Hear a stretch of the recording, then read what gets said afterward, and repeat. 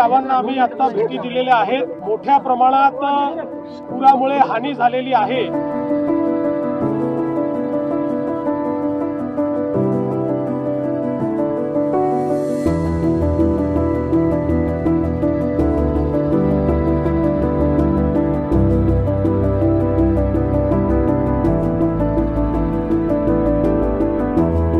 राज्य सरकारच्या वतीनं आम्ही तातडीनं मदत सुरू केली आहे। कालही आम्ही जवळपास 2000 कोटी रुपये रिलीज केलेले आहेत।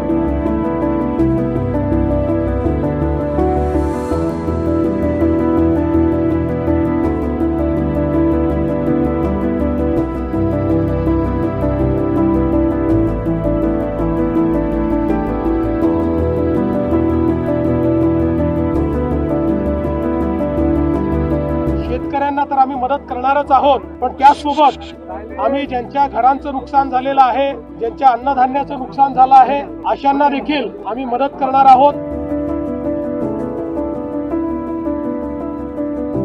मी आपल्याला हे आश्वस्त करतो की मदत करताना राज्य सरकार कुठेही अखडता हात घेणार नाही।